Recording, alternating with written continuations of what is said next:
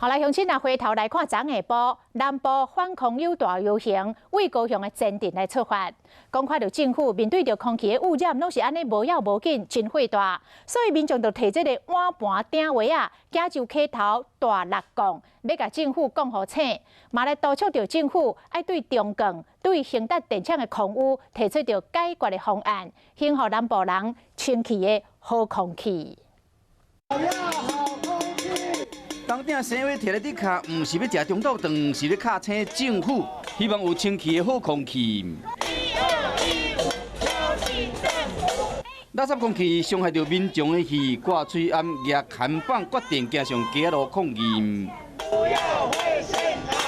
伫高雄抗议队伍锁定南部三大空气污染源，包括台电、南部电厂、中共总部、中油高雄营业处。 空气民众批评中共是最大污染来源之一。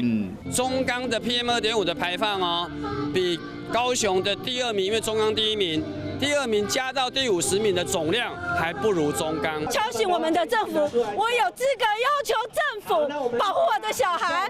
我们需要干净的空气。空污的品质真的非常的不好，但是政府公布的数据值永远跟我们都是有落差的。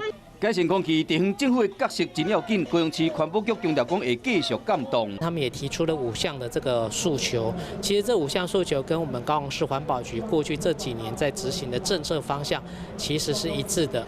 游行队伍除了有诉求的标语，更有真侪竞选的旗仔，环保议题嘛变成手动发声的最好的管道。淹过民众不满的真简单，真正声音业者甲政府拢真正听有入耳。